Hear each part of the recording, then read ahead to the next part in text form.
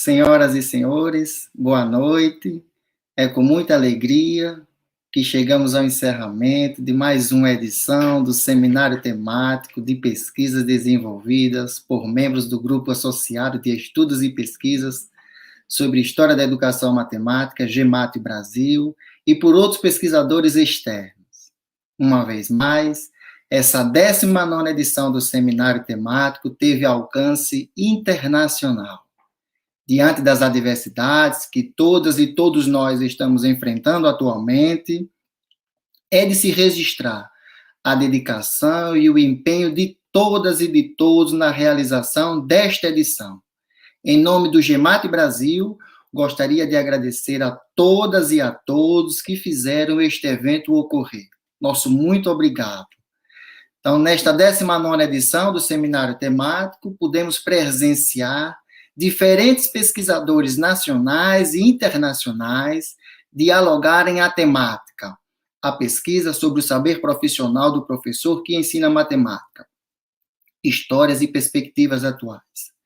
Para encerrar esta edição, temos a oportunidade de ouvir o internacionalmente renomado pesquisador no âmbito da educação, o professor Maurício Tardif, que apresentará a conferência intitulada Connaissance universitaire et savoir de l'enseignant. Quel lien établi entre eux lors de la formation initiale à l'enseignement? Ou seja, saberes universitários e conhecimentos dos professores. Quais ligações estabelecer entre eles na formação inicial? Para aqueles que não me conhecem, eu sou Marcos Aldêncio de Oliveira, sou membro do GEMAT desde 2013 e atualmente desenvolvo um estágio de pesquisa no Departamento de Ciência da Educação da Unesp. Eu aceitei esse desafio de coordenar e traduzir a conferência do professor Tardif. Por favor, pedimos o auxílio dos técnicos aí, está tendo um ruídozinho. Não sei se todos estão percebendo isso. Então, eu aceitei esse desafio de coordenar e traduzir a conferência do professor Tardif.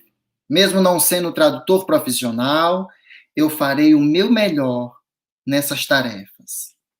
Bem, feita essa fala inicial, né, o professor Tardif já se encontra aqui conosco, então agora farei uma breve apresentação do currículo do professor, do nosso convidado. O professor Tardif é professor titular da Faculdade de Ciências da Educação da Universidade de Montreal, no Canadá, onde ensina a disciplina História das Ideias Educativas. Ele dirige em Montreal o Centro de Pesquisa Interuniversitária sobre a Formação e a Profissão Docente, o CRIFP. Maurício Tardif é autor de mais de 30 livros, mais de 90 capítulos de livros e mais de 100 artigos científicos consagrados ao ensino, à história social da profissão do professor e à formação dos docentes. Muitos desses textos foram traduzidos para o português e são bastante referenciados aqui no Brasil. Ao longo de sua carreira, ele obteve vários prêmios científicos. Citarei aqui 2. Em 2016, recebeu um prêmio pela Associação Canadense de Educação. Em 2010, recebeu o prêmio Marcel Vanson, da Associação Canadense Francesa, pelo avanço das ciências, pela sua colaboração ao desenvolvimento das ciências sociais no Canadá francofônico. Ele é membro da Sociedade Real do Canadá e da Academia das Ciências Sociais. Maurício Tardif também é regularmente convidado como professor e pesquisador por diversas universidades da Europa e da América Latina. Na pesquisa, seus principais campos de investigação são filosofia da educação e teorias educacionais, história social da profissão do professor e o trabalho dos professores, formação e conhecimento dos professores, direção e gestão das instituições de ensino superior e da pesquisa. Monsieur Tardif, rebonjour et bienvenue au 19e séminaire thématique international. Au nom du groupe associé des études et des recherches sur la éducation, sur l'histoire de l'éducation mathématique du Brésil, je vous remercie infiniment d'être parmi nous, même à distance. C'est un grand plaisir et honneur aussi pour nous tous de vous accueillir et de vous étendre aujourd'hui. Sans plus tarder, je vous donne la parole. Allô. J'ai pensé, bon, moi je ne vois personne là, je ne vois que mon PowerPoint. Monsieur Tardif, Oui, je m'excuse, désolé, mais il y a un petit problème avec votre micro. oui, qu'est-ce qu'il y a? Il y a un bruit. Est-ce qu'il y a encore du bruit maintenant? Oui. Bon, attendez, là, je vais fermer le micro.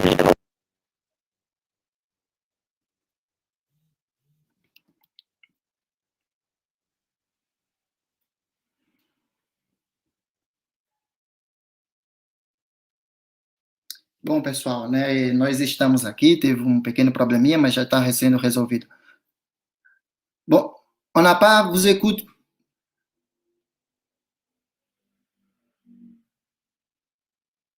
Vous devez activer votre micro, s'il vous plaît, monsieur.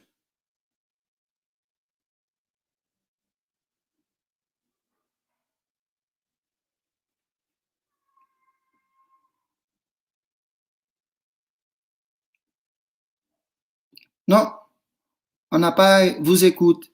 Désolé.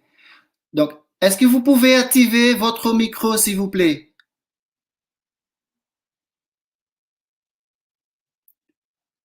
Touchez sur le micro qu'elle est là dans l'écran.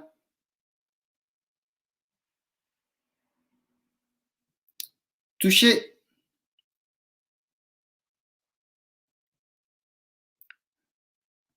On n'a pas vous écoute. E professor Marco, se pode dizer para o professor Kadir, se a senhora Célia pode voltar para voltar a configuração do microfone, tá? É porque acho que ele não ouve, mas a gente não ouve ele porque desconectou aquele microfone interno que está com o som. Tá? Ok. Monsieur Tardif, désolé. Est-ce que vous pouvez appeler Cécilia, s'il vous plaît? Parce que Luiz, todos estão vendo a gente? Não, professor. Eu parei a PowerPoint parar de compartilhar, tá? É. Tranquilo, professor. Aqui já estamos resolvendo esse pequeno problema. Aí eu sinalizo a PowerPoint para compartilhar de novo, tá? Eu acho que depois que ele desativou aquele microfone, ficou mudo, porque estava fazendo muita zoada.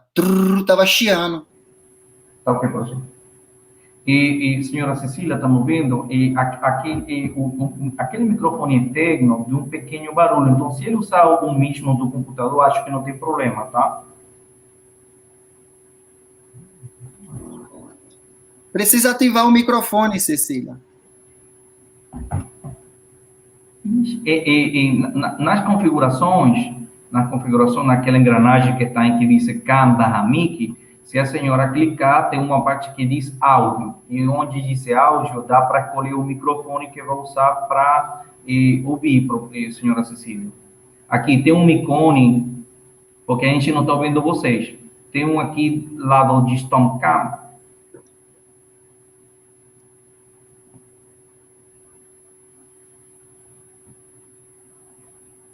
Cecília, você nos ouve? Nos ouve? Tá, perfeito. Nós não ouvimos vocês. Isso, tá ok.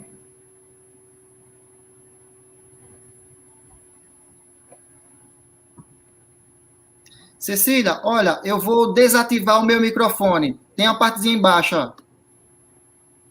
Não, professor, porque não é isso. Tem que trocar o microfone que vai ouvir o estrangeagem. Uhum. Ela está fazendo o teste lá, Luiz. Tá. Ô, Luiz, se ela sair e entrar de novo, não é melhor? Não, professor, porque a coisa foi que ela configurou para ouvir pelo microfone interno. Então, ela tem que voltar para o microfone normal do computador. Você já tirou o microfone? Perfeito. A gente está ouvindo. Pode falar. Tá ouvindo agora? Sim, Agora perfeito. perfeito. Tá perfeito. Só deixar assim. Ok. Retorna o teu PowerPoint. É um problema técnico, faz parte. Não, o PowerPoint está ok. Eu tenho aqui, o PowerPoint está ok. Está ok, senhora Cecília. Ah, tá ótimo. Tá lá o PowerPoint, tá aí, ó. Ok. Isso, a fala agora está ótima, tá tudo ok. A gente está gerenciando aqui. Ok, tá. Pode pedir para volta lá, Luiz. Tá, perfeito. Robert, Nós está vamos me voltar para ouvindo? essa Estou questão. aqui.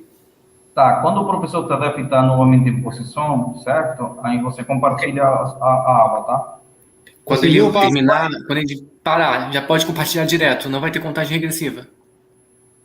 Não, você quer que eu dê as boas-vindas de novo a ele, Luiz? Começo? Tá. Não, professor, eu acho que o senhor pode retomar na parte onde já vai convidar a ele para falar com o slide, tá? Tá, eu já vou Porque convidar o senhor de tudo ok. novo no slide. Monsieur, Tá, Robert, eu te sinalizo no WhatsApp, tá? Monsieur Tardif, Tá bom. je vais vous inviter encore. Ok? C'est bon? Oi. Est-ce que o PowerPoint está visível? Sim, Agora- tá ok. Só que ainda não vamos colocar no momento certo, senhora Cecília, tá? Tá Mas o ótimo. PowerPoint tá ótimo, tá? Tá tudo ok, tá? Pode voltar para o primeiro. Primeiro, Je peux se mettre en haut. c'est celui-ci ou c'est l'autre? C'est lui. Ok, À moins que ce soit lui qui projette là-dessus aussi. ok. Ok, você viu meu PowerPoint? Oui, c'est bon. Ok. Vamos. Mas isso tem que botar só ao primeiro slide. Mais déjà présenté ici. Mais vamos fazer. Est-ce que vous pouvez retourner à le titre de votre exposition, s'il vous plaît? C'est bon. C'est bon? Le titre. O título, Cécile. Ah, donc c'est l'autre qui est en arrière, moi. C'est soit ici. C'est derrière. C'est le premier. Ça, c'est le deuxième. Oui, c'est bon, c'est ça. Louis, c'est bon? Ah bon, Louis? C'est pas celui-ci. Ah, c'est celui-là qui est affiché, ok. Oui, c'est bon ça. C'est C'est lui. bon. Não, sim, professor, Sim, ele pode deixar assim, porque em tela cheia você vê ótimo, tá? Tá ótimo, tá ótimo. C'est les autres qui présentent la PowerPoint Ok. d'abord. Là. Ele pode trabalhar assim, Quem que professor. apresenta o PowerPoint, vocês ou ele? Não, é ele quem vai. Ok, tá ótimo. Então, é isso aqui. Ele conduz o ritmo. Tá, então esse que está fichado aqui na tela de vocês é o que ele está aberto aqui, ok? Entendi. É o que está aberto, está perfeito. Não tá bom, não tá, Luiz? Tá, professor, em tela cheia Tá. dá para ler, com certeza, tá? Ah, obrigado, Cecília. Pode começar. Tá. Eu vou ficar aqui do lado, né? Quando começar, se tudo vai bem. O Luiz, eu começo de novo agora, Luiz? Tá, eu vou pedir para o professor. Só um minutinho. Para eu pedir ao professor parar a vinheta. Tá, eu só vou baixar o PowerPoint. Oi, professor, pode parar, tá? Pode parar, professor. Já tá tudo certinho, tá? E, Robert, agora é com você, tá me ouvindo? Pode, Robert, tá? Já posso colocar, né? Já pode, tá? Tá tudo ok, professor. A gente vai. Eh bien, bom, nós tivemos um pequeno problema aí, nós vamos retornar aqui. Então, vou dar as boas-vindas ao professor Tardif novamente. Monsieur Tardif, bonjour et bienvenue au 19e séminaire thématique international. Au nom du groupe associé des études et des recherches sur la histoire de l'éducation mathématique du Brésil, je vous remercie infiniment d'être parmi nous, même à distance. C'est un grand plaisir et honneur aussi pour tous nous de vous accueillir et de vous étendre aujourd'hui. Sans plus tarder, je vous donne la parole. Merci. Est-ce que je peux ouvrir mon PowerPoint au complet ou quoi? Oui. Ben, merci de l'invitation. Obrigado pelo convite. Je voudrais vous parler aujourd'hui d'une activité que j'ai développée entre 2018 et 2020. Eu gostaria de falar aqui com vocês sobre uma atividade que eu desenvolvi em 2018 e 2020. Le gouvernement du Québec m'a donné la responsabilité d'écrire un nouveau référentiel de compétences pour la formation et la profession enseignante. O governo do Quebec deu a ele a responsabilidade de estabelecer as novas referências e competências do professor. Donc, ce que je voudrais faire, c'est vous présenter le travail que j'ai réalisé pendant 2 ans pour écrire ce référentiel. Então, o que ele vai apresentar aqui é o que ele escreveu durante esses 2 anos, né, sobre esse referencial da formação do professor. Bon, il est évident que ce travail m'a amené à réfléchir sur la nature même de la formation des enseignants. Então, esse trabalho lhe conduziu a refletir sobre a natureza do trabalho docente, do trabalho do professor. Et aussi, bien sûr, sur la place des connaissances universitaires dans la formation des enseignants. E também sobre a classe do conhecimento do professor, da formação do professor para o ensino. Oui, la place des connaissances scientifiques dans la formation des enseignants. Da classe do conhecimento científico na formação do professor. C'est ça. Donc, je vais vous présenter brièvement là, les éléments que vous voyez à l'écran ici, là. Então, eu vou lhes apresentar brevemente esses elementos que estão aparecendo aí na tela para vocês. Bon, je vais essayer de ne pas être trop ennuyant parce que là, ça se fait une conférence à distance en traduction alternée. C'est pas facile, là. Ele vai tentar não ser um pouco irritante, porque essa é uma conferência à distância. Bon, la première question qu'il faut se poser, c'est qu'est-ce qu'un référentiel de compétences? Então, a primeira questão que ele se coloca é o que é um referencial da competência. Je pense qu'il est important de préciser que la formation des enseignants n'est pas une science ni une activité scientifique. Então, ele questiona que a formação do professor não é nenhuma atividade científica, pardon, monsieur, nenhuma atividade científica. Ni uma ciência. Nenhuma ciência. Est-ce que vous pouvez avancer votre diapositive? Elle est avancée déjà, là. Je suis au bon endroit, là. Ah bon? Oui. Attendez une seconde, là. Je vais regarder ce qui se passe avec vous, là. Je comprends pas. Oui, OK, bon. On va fonctionner comme ça. C'est bon? Oui, c'est bon. Attendez une seconde. Non, c'est compliqué, hein? Bon, Bon, un référentiel de compétences, c'est un document politique et normatif.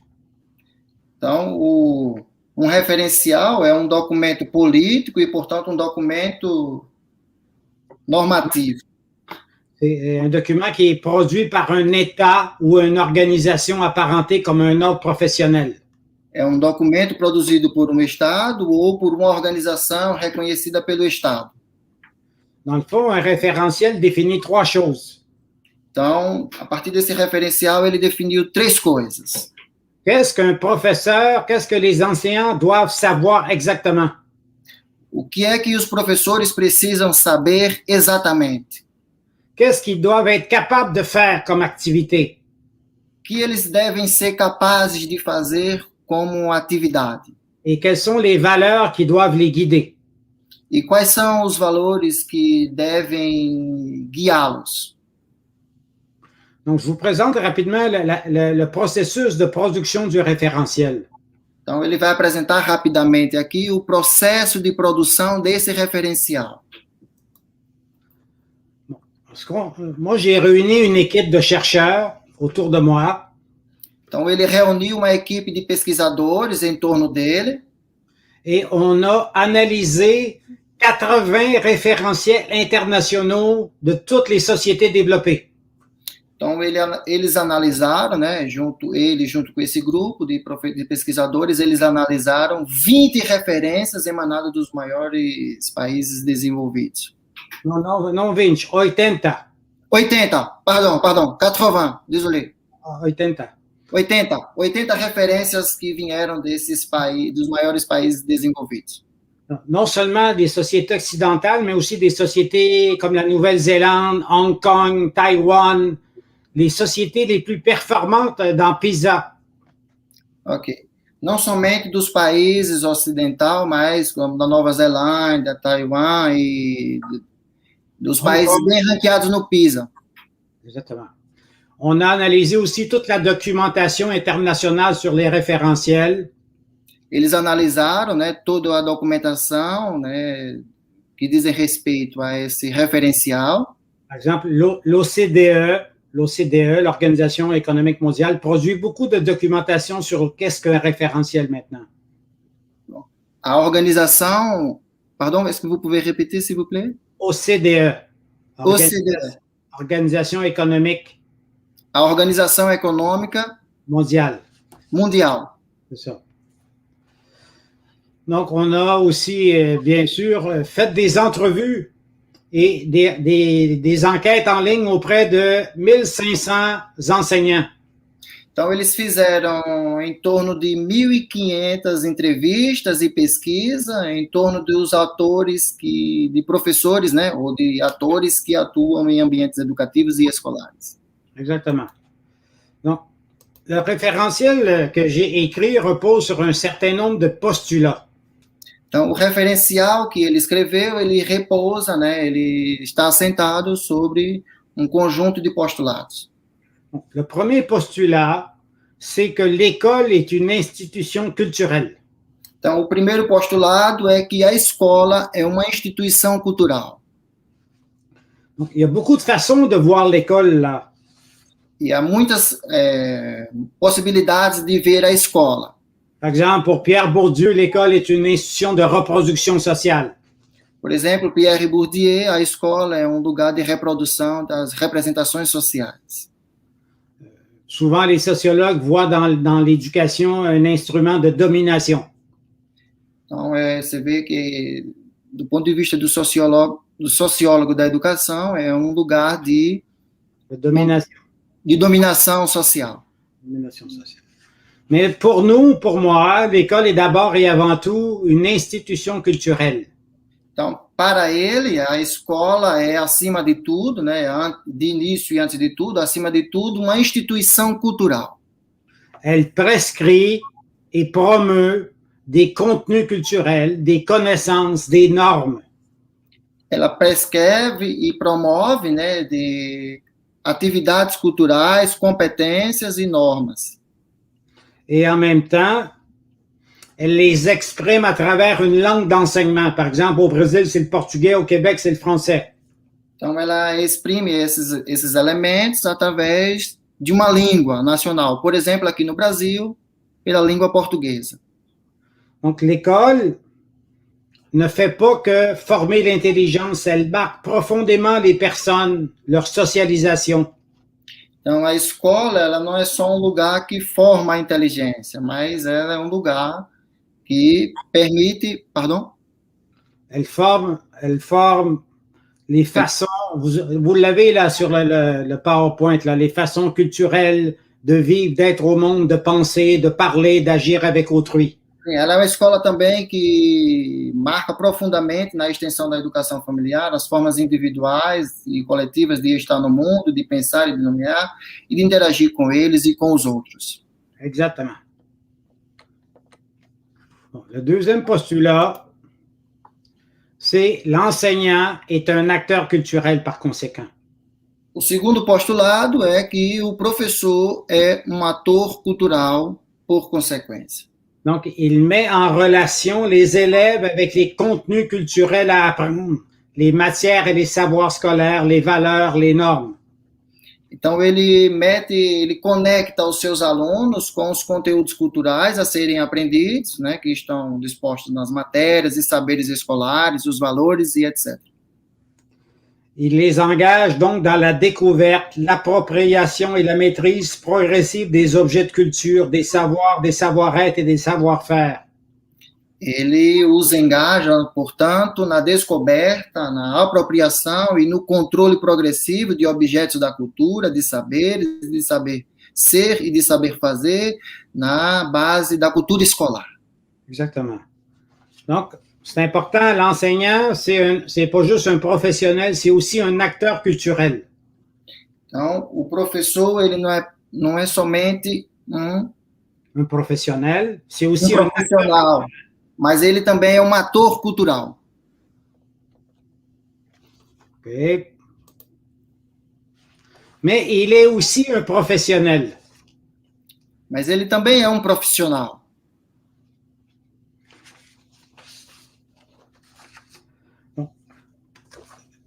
Comme professionnel, les relations de l'enseignant aux élèves sont vraiment centrales.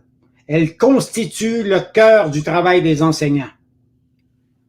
Como profissional, a sua relação com os alunos, né, concebidas em todas as suas dimensões, ela constitui o cerne do trabalho dos professores. La finalité du travail des enseignants est de soutenir et de contribuer à l'apprentissage des élèves et à leur développement intégral. Então, a finalidade desse trabalho é incentivar e contribuir para a aprendizagem dos alunos e para o seu desenvolvimento integral. Donc, on peut définir l'enseignant de manière précise en disant que c'est un professionnel de l'apprentissage et de l'enseignement en milieu scolaire. Então, nós podemos definir de maneira precisa, né, o professor como um profissional da aprendizagem e do ensino em contexto escolar. C'est important parce que toute la recherche internationale montre que les enseignants sont, Isso é importante. c'est la dernière, les enseignants ont une influence mais directa e mais forte sobre a qualidade dos aprendizajes dos alunos. C'est les plus importants. Então, isso é muito importante de ver, porque as pesquisas internacionais, né, mostram que os professores são profissionais que exercem influência mais direta e a mais forte sobre a qualidade das aprendizagens dos alunos e do seu sucesso.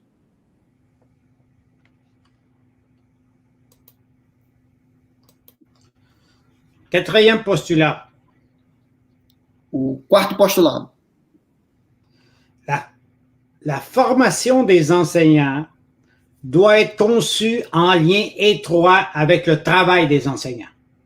A formação do professor deve estar em estreita relação e em conexão com o trabalho docente. Les connaissances et les compétences qui se situent au centre de la formation à l'enseignement doivent être les mêmes que celles qui sont au cœur de l'activité des enseignants dans les écoles et les classes. Então, os conhecimentos e as competências profissionais que se situam no centro, no cerne, né, da formação dos professores, devem ser as mesmas que essas que são o cerne da atividade docente nas escolas e nas salas de aula. Donc, moi, je propose que la formation des enseignants soit conçue dans la perspective du travail des enseignants. Ele propõe, né, que essa formação profissional, né, é projetada na perspectiva do exercício da profissão docente. Et non pas des disciplines universitaires. E não somente na disciplina universitária. Donc, le centre de gravité de la formation, c'est le travail des enseignants. Então, o centro de gravidade da formação do professor é o trabalho do professor. Et par conséquent, les connaissances universitaires doivent être subordonnées à ce travail-là. Por consequência, né, as disciplinas da universidade devem estar subordinadas a esse trabalho. La sociologie, l'histoire, la psychologie, a sociologia, a história, a psicologia doivent être définies en fonction du travail des enseignants. Elas devem estar em função do trabalho do professor, em função do trabalho do docente. Bon. Que signifie agir en professionnel pour un enseignant? Que veut dire agir en professionnel? O que significa atuar como um profissional para o professor? O que significa agir? Un enseignant, c'est un professionnel comme les autres professionnels, par exemple, comme un avocat, un médecin, un ingénieur ou un psychologue. Um professor é um profissional como outro qualquer, como um engenheiro, um médico, advogado, etc. E etc. Como um engenheiro, um médico, um advogado e etc. Donc, l'activité professionnelle a 3 dimensions. Donc, portanto, a atividade profissional tem 3 dimensões. La première dimension est une dimension normative. A primeira dimensão é uma dimensão normativa. On agit toujours au service de quelqu'un. Age sempre, o professor atua sempre em serviço de alguém. C'est ça. Donc, un médecin agit pour le bien de ses patients. Um médico age pela saúde do seu paciente, pelo bem-estar do seu paciente. Un psychologue agit pour le bien de son client. Um psicólogo age pelo bem-estar do seu cliente. Et par conséquent, un enseignant agit au profit de ses élèves. Por consequência, um professor, ele atua e age em benefício dos seus alunos. Son but, c'est de soutenir leur apprentissage et leur développement. Seu objetivo é incentivar a aprendizagem dos alunos. Donc, il y a vraiment une dimension normative, une dimension éthique dans l'enseignement. Portanto, então, há uma verdadeira, dimensão normativa, uma dimensão ética. Donc, un enseignant ne travaille pas pour avoir un salaire. Il ne travaille pas pour respecter le programme. Il ne travaille pas pour respecter la direction de l'école. Il travaille pour soutenir ses élèves. Um professor não trabalha somente pelo seu salário. Um professor não trabalha somente para seguir os programas. Um professor trabalha para incentivar os seus alunos.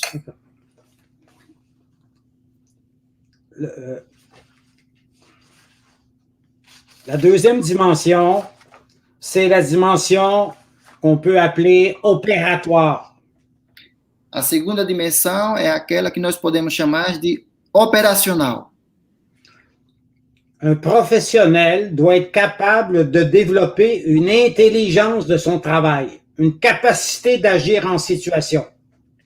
Um profissional deve ser capaz de desenvolver a sua atividade com inteligência e capaz de agir em determinada situação. Finalement, la dernière dimension, c'est la dimension intellectuelle de l'agir professionnel. E, por fim, a terceira dimensão é a dimensão intelectual do profissional. Tout professionnel, n'importe quel professionnel, doit agir en fonction de l'état des connaissances de son domaine. Então, todos os profissionais, não importa qual a sua profissão, ele deve agir sobre o estado de conhecimento da sua área de atuação, do seu domínio de atuação. Exactement. Donc, je vais passer, parce que je définis plus rapidement ces choses-là, je vais passer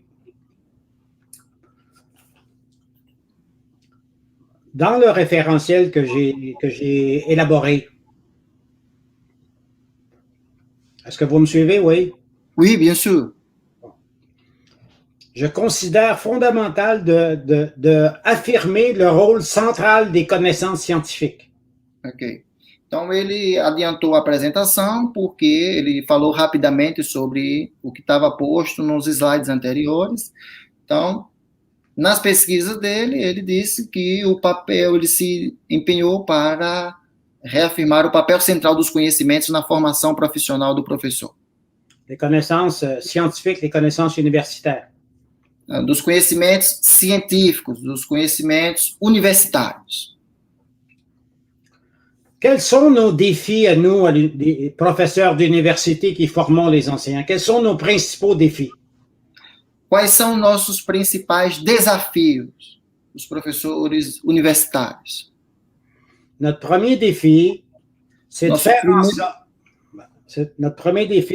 en sorte que l'enseignant s'appuie sur une culture intellectuelle de haut niveau, ainsi que sur une base de connaissances issues de la recherche scientifique sur l'enseignement et l'apprentissage. Então, nosso primeiro desafio é garantir que o professor baseie-se sobre uma cultura intelectual de alto nível, bem como uma base de conhecimentos derivada da pesquisa sobre o ensino e a aprendizagem. Notre deuxième défi, c'est le plus difficile. O segundo desafio é o mais difícil. On doit s'assurer que les connaissances universitaires, les connaissances scientifiques deviennent des ressources pour soutenir les compétences. ele deve se assegurar que esses conhecimentos científicos, esses conhecimentos universitários, se tornem recursos para as competências. Parce que sinon, elles ne servent à rien. Porque senão eles não servem para nada. Donc, la formation des enseignants doit préparer au travail des enseignants. Então, a formação do professor deve preparar para o trabalho docente. Par conséquent, si j'enseigne les mathématiques ou la didactique des mathématiques ou l'histoire des mathématiques, ces connaissances-là doivent être capables de soutenir les compétences des enseignants dans les classes. Por consequência, se eu ensino matemática, didática da matemática, história da matemática, esses conhecimentos, pardon, est-ce que vous pouvez répéter, s'il vous plaît? Doivent être capables de soutenir les enseignants dans les classes avec les élèves. Eles devem ser capazes, esses conhecimentos oriundos dessas disciplinas, devem ser capazes de apoiar o professor na classe com os seus alunos, no trabalho, na atividade com os seus alunos em classe. Nos connaissances universitaires doivent avoir des effets pratiques, des effets pragmatiques. Nossos conhecimentos universitários devem ter efeito prático. Elles doivent améliorer l'enseignement. Eles devem melhorar o ensino. Elles doivent permettre aux enseignants de mieux soutenir les élèves et de les faire apprendre. Eles devem melhor fazer o professor incentivar os alunos na sua aprendizagem. Exactement. Moi, je propose de distinguer dans la formation des enseignants deux types de connaissances. Dois tipos. Pardon, est-ce que vous pouvez répéter? Je propose de distinguer deux types de connaissances dans la formation des enseignants. Ele propõe distinguir dois tipos de conhecimentos na formação do professor. Des connaissances spécialisées et des connaissances générales. Os conhecimentos especializados e os conhecimentos gerais. Un enseignant, comme n'importe quel professionnel, doit posséder des connaissances très spécialisées, spécifiques à son travail. Um professor, não importa qual o seu domínio, deve possuir um conhecimento específico da sua área de domínio. Donc, c'est souvent une erreur qu'on fait dans la formation des enseignants. Isso C'est souvent une frequentemente isso é um erro. É um erro na formação do professor. On enseigne différentes sortes de connaissances en oubliant que toutes les connaissances ne sont pas aussi importantes les unes que les autres. A gente ensina um conjunto de conhecimentos variados, mas esquecemos de nos concentrar nos conhecimentos específicos para essa formação. Exactement. Les connaissances spécifiques sont de trois ordres. Os conhecimentos específicos estão em três ordens, Três categorias. três categorias. Les premières connaissances portent sur ce que les enseignants doivent connaître de leurs élèves, dans toutes ses dimensions.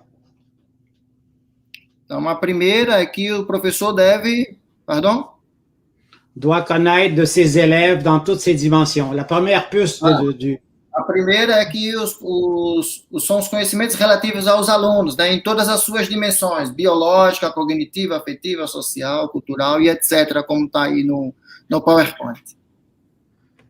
le deuxième type de connaissances spécialisées, c'est des connaissances relatives à la matière enseignée.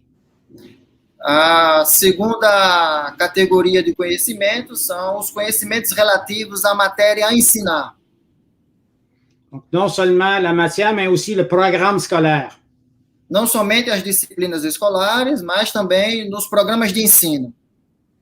Et finalement, toutes les conceptions de la pédagogie et de la didactique pour soutenir l'apprentissage des élèves. E, finalmente, todos os conhecimentos relativos às concepções didáticas e pedagógicas que garantem a aprendizagem do aluno. Donc, je vais très vite, malheureusement. Là, il faudrait que j'amène des nuances, rentrer dans les détails, ce que je ne peux pas faire ici à distance, là. Ele vai um pouco, ele está indo um pouco rápido, porque ele não pode demorar muito nessas coisas, mesmo sendo à distância. Não pode dar maiores detalhes nisso em uma conferência à distância. Une idée importante, c'était celle de la connaissance spécialisée. Une deuxième idée importante, c'est A primeira ideia importante é essa ideia do conhecimento especializado, e a segunda ideia c'est une vision structurée des compétences et des connaissances des enseignants. E a segunda ideia é essa visão estruturada das competências e dos conhecimentos dos professores. Quand j'ai analysé tous les 80 référentiels, Quando ele analisou as 80 referências, j'ai constaté que les référentiels, toutes les compétences et les connaissances étaient sur le même pied. ele constatou que todas as competências e todo o referencial estão sobre a mesma posição, não havendo distinção, estão sobre o mesmo nível. Bon, certains référentiels ont 12 compétences, d'autres en ont 35. Certo? Algumas competências, apresentaram 12, alguns referenciais apresentaram 12 competências, outros apresentaram 35. 35? Oui, 35. Okay. 35 ou 25. Tem une multitude de compétences, ça varie d'un pays à l'autre. Há uma multiplicidade de quantitativo de referências, de competências nesse referencial. C'est comme s'il n'y avait pas de logique dans les compétences. É como se não houvesse lógica nas competências. C'est comme si toutes les compétences étaient sur le même pied. É como se todas as competências estivessem sobre o mesmo nível, sobre o mesmo grau de importância. Je vous donne un exemple. Là. Ele vai dar um exemplo. Par exemple, au Brésil, c'est comme si enseigner le portugais et parler avec des parents, c'était deux compétences équivalentes. Ele deu um exemplo aqui no Brasil. Como se ensinar em português e falar à l'école élémentaire, faire apprendre le portugais, c'était aussi comme si parler avec les parents des élèves était aussi important qu'enseigner le portugais à l'école élémentaire. É como se ensinasse o português aqui no Brasil, né, para os alunos da classe primária, fosse a mesma coisa que falar o português com os pais. Exactement. Donc, j'ai proposé une vision structurée des compétences. Então, ele propôs uma visão estruturada dessas competências do professor. Donc, pour moi, un enseignant intervient dans 3 grands champs d'intervention. 13 campus d'intervenções. Para ele, o professor atua sobre 3 campos de atuação. Le premier campus, c'est le trabalho para com os alunos. O primeiro campo é o trabalho do ensino com e para os alunos. Exactement. C'est là qu'on trouve les connaissances spécialisées. É aqui que nós controlamos o conhecimento especializado.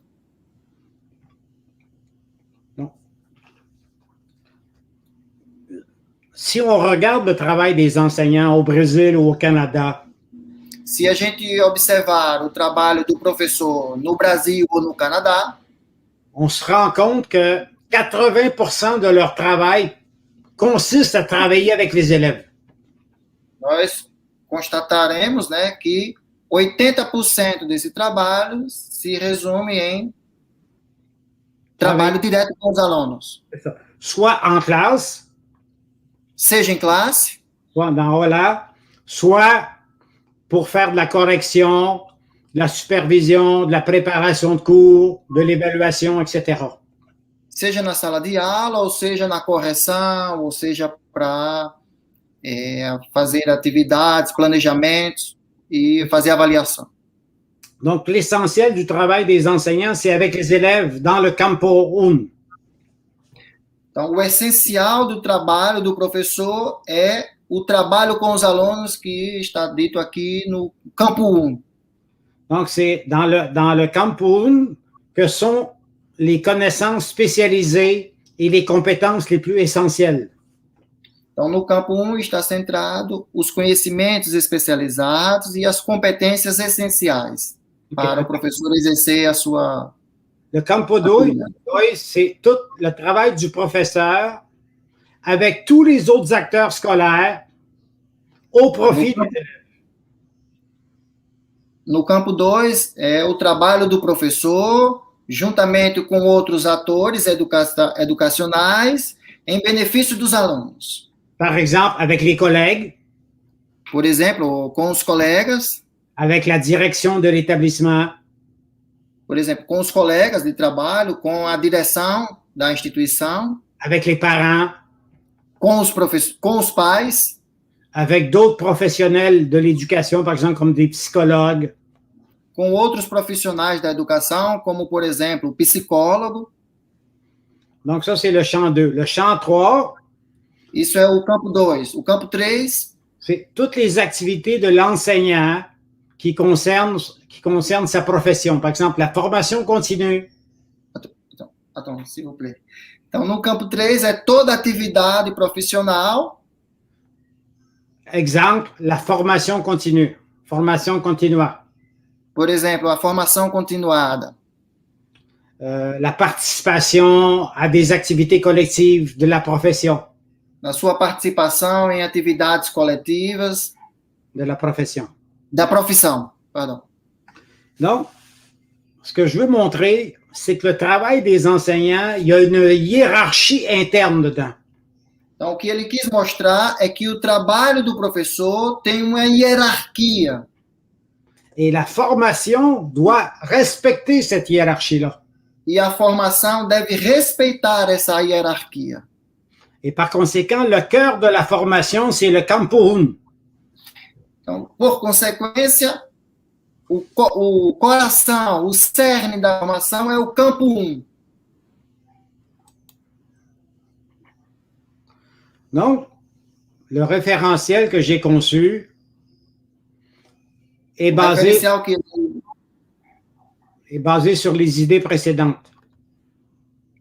O referencial que ele consultou se baseia sobre as ideias precedentes. As ideias a seguir. D'abord, l'enseignant est un acteur culturel. Então, de início, o professor é um ator cultural qui doit maîtriser la langue d'enseignement. Par exemple, au Brésil, il doit maîtriser le portugais. que deve controlar, né, que deve dominar a língua do ensino, por exemplo, no Brasil, o português. Il doit aussi maîtriser les compétences spécifiques à chacun des 13 campos. E deve também possuir os conhecimentos específicos desses 3 campos, de cada um desses 3 campos. Et j'ai proposé aussi 2 compétences transversales. Então, ele propõe também 2 competências transversais. Donc, je vous présente le modèle du référentiel. Então, ele apresenta aqui o modelo de referência das competências. Donc, le référentiel que j'ai conçu a 13 compétences fondamentales. Então, o referencial que ele consultou, que ele elaborou, né, contém 13 competências. Donc, il y a 2 compétences fondamentales. Então, 2 competências fundamentais. La compétence culturelle et la compétence langagière ou linguistique. A competência cultural e a competência da língua, né, da linguagem. Après ça, il y a 6 compétences dans le champ 1, c'est-à-dire le travail spécialisé des enseignants avec les élèves. Então, nós temos aqui, podemos ver aqui no quadro, 6 competências, né, especializadas que pertencem ao campo 1. Et ça, c'est des compétences spécialisées, on les voit, c'est planifier des situations d'enseignement, évaluer les élèves, gérer le groupe classe. Então, são competências que devem planejar as situações do ensino, executar essas situações, avaliar as aprendizagens, gerenciar o funcionamento. Donc, c'est les compétences de base des enseignants. São as competências de base dos professores. Donc, à l'université, lorsqu'on forme des enseignants, Na universidade, quando a gente forma os professores, il est essentiel de les préparer pour ces compétences-là. é essencial lhe preparar tendo em vista essas competências. Exactement. Par la suite, il y a les compétences du Campo 2. Em seguida, tem as competências do campo 2, né? Être capable de travailler avec l'équipe école, avec les collègues, et travailler avec les parents et les partenaires de la communauté. Então, ser capaz de trabalhar com os parceiros, né, da equipe da escola e trabalhar com as famílias e os parceiros da comunidade também. Dans le champ 3, c'est toutes les compétences qui sont liées au développement professionnel et la participation à la vie de la profession. Então, as competências do campo 3, elas são ligadas ao desenvolvimento da competência profissional, das suas competências profissionais. Et finalement, il y a 2 compétences transversales. E, finalmente, tem 2 competências transversais. La première, c'est être capable de mobiliser le numérique, le digital. A primeira é ser capaz de mobilizar o digital, né? Le numérique, o Internet, un computador. O digital, a internet, o computador. Et la deuxième, c'est agir selon les principes éthiques de la profession. A segunda é atuar de acordo com os princípios éticos da profissão. Donc, je pense que je vais arrêter ici, là, ça fait déjà 1 heure. Je vais arrêter. Muito obrigado. Ele vai parar aqui porque já tem 1 hora de apresentação. Ele agradece, muito obrigado. C'est nous qui on doit dire merci à vous, Monsieur Tardif. Et comme je lui parlais tout à l'heure, on va passer à certaines questions que je vais lui exposer. Bon, et vous... Duas questions. Duas questões. Duas questões. 2 questões. Ok. 2 questões, s'il vous plaît. Então, pessoal, bora lá. La première. C'est bon. C'est bon? Oui, je vois. Il existe toujours de l'arbitraire culturel. Existe ainda sempre essa arbitragem cultural. On ne peut pas concevoir une école Nós não podemos ver uma escola qui contiendrait toutes les cultures. que concentra todas essas culturas. L'école doit forcément sélectionner A escola deve fortemente selecionar. des connaissances, des compétences et des valeurs. A escola deve fortemente selecionar as competências, os valores e os conhecimentos. Même une école démocratique et égalitaire devrait faire ça. Mesmo uma escola democrática e igualitária deve fazer isso. Pourquoi? Parce que l'école ne peut pas tout enseigner. Por quê? Porque a escola não pode tudo ensinar. Elle doit choisir. Ela deve escolher. Elle doit choisir dans l'histoire des connaissances. Ela deve escolher na história do conhecimento, na história do... Elle doit choisir parmi les savoirs contemporains. Ela deve escolher por meio dos saberes contemporâneos. Elle doit choisir parmi la diversité des cultures contemporaines. Ela deve escolher também por meio das diversidades culturais. Et en même temps, elle doit choisir aussi parmi les valeurs contemporaines. E, ao mesmo tempo, ela deve escolher em relação aos valores contemporâneos. Donc, Bourdieu, quand il parle d'arbitrage culturel, Bourdieu quando ele fala de arbitragem cultural, c'est vrai, mais c'est inévitable. é verdade, mas é inevitável. On ne peut pas faire autrement. A gente não pode fazer de outra forma. Il y a toujours de l'arbitrage culturel. Há sempre essa arbitragem cultural no seio da escola. L'important, c'est d'être conscient de son propre arbitraire. A importância é estar consciente dessa arbitragem cultural. Et d'être ouvert à la variété des cultures. E estar aberto a essas variedades da cultura. A segunda Segunda questão, por favor. La deuxième question. La deuxième, la dernière question. Tout d'abord, je voudrais vous remercier de participer au séminaire. Je suis le professeur Wagner, que remercie encore. Bom, Por la présence. Bon, tenho uma pergunta. Ok. c'est le professeur Wagner Valente qui remercie vous aussi pour être là avec nous. Bon, La deuxième, dernière question, s'il vous plaît, monsieur. ouais. Mais moi, ce qui m'a frappé, c'est pas tellement les conflits, c'est O que tocou nele não são os conflitos, l'éclatement, la diversité des points de vue. é esse alargamento, essa diversidade de Chaque pontos de vista. à l'université, chaque universitaire voit la formation des enseignants d'une certaine façon. Cada universidade vê a formação do professor de uma forma diferente. Les professeurs de didactique, ils pensent que la chose la plus importante du monde, c'est la didactique. O professor de didática pensa que a coisa mais importante do mundo é a didática. Les professeurs de sociologie sont convaincus que c'est la sociologie qui est importante. O professor de sociologia, ele está convencido de que a mais importante é a sociologia. Les, Par conséquent, les professeurs de pédagogie croient que la gestion de classe, c'est la chose fondamentale. o professor de pedagogia pensa que o fundamental é a gestão da classe. Moi, ce que j'ai fait, c'est que j'ai essayé de donner de la cohérence à cette diversité de points de vue. O que ele tentou fazer foi dar uma coerência a esses pontos de vista, a esses diferentes pontos de vista. Parce qu'une chose importante, là, c'est que la formation universitaire, elle est souvent très incohérente.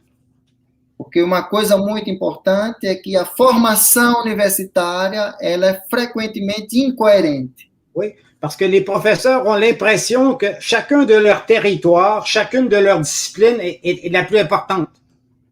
Porque cada professor tem a impressão que cada uma dos seus domínios, cada uma da sua área, cada uma das suas disciplinas é a mais importante. Ils oublient que la formation des enseignants est une entreprise collective.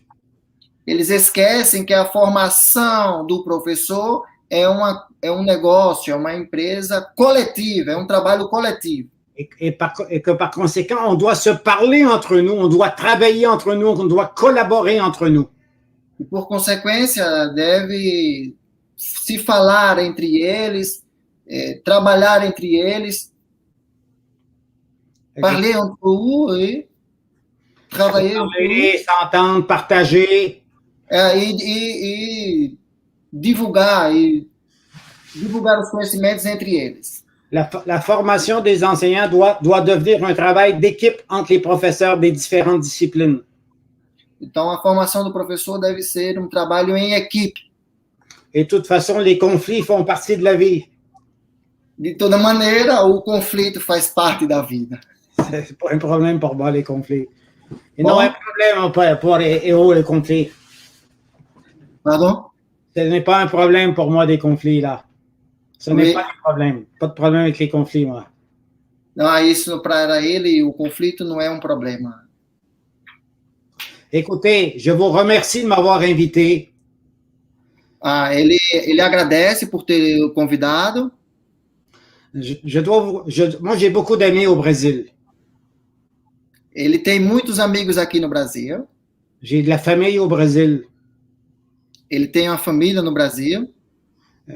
Je suis très inquiet depuis plusieurs mois de voir la situation au Brésil. Ele é muito inquieto, dos últimos meses, de ver a situação do Brasil. Non seulement la situation sanitaire, mais la situation politique. Não somente a situação sanitária, mas também a situação política. Donc, je vous encourage à résister, à lutter. Eu lhes encorajo a resistir, a lutar pour l'éducation. pela educação. Continuez à défendre la cause de l'éducation. Continue a defender a causa da educação. Continuez à défendre la cause des enfants. Continue a defender a causa das crianças. Parce que cette cause-là, c'est l'avenir du Brésil qui est en jeu. Porque essas causas lá é o futuro do Brasil que está em jogo. Muito obrigado. Boa noite, Brasil. Merci, au revoir. Ele agradeceu e deu boa noite. Bom, pessoal, então, com essa brilhante palestra do professor Maurício Tardif, nós encerramos aqui mais uma edição do seminário temático. Nós, em nome do GEMAT Brasil, gostaria de pedir desculpas pelos problemas técnicos que tivemos inicialmente. Nós fizemos teste, mas isso acontece, são problemas que acontecem. De antemão também gostaria de pedir desculpas se a tradução não foi agradável, não foi bem compreendida por vocês, mas eu me esforcei para dar o meu melhor. Então, nós finalizamos aqui mais uma edição do Seminário Temático, essa 19ª edição do Seminário Temático Internacional, e apenas lembrá-los de que nós vamos fazer uma pausa aqui agora, né, e daqui a 30 minutos retornaremos para a Assembleia Geral do nosso grupo de pesquisa. Bom, pessoal, é isso, muito obrigado, e tenham todos uma boa noite, e até daqui a pouco na Assembleia Geral. Um abraço.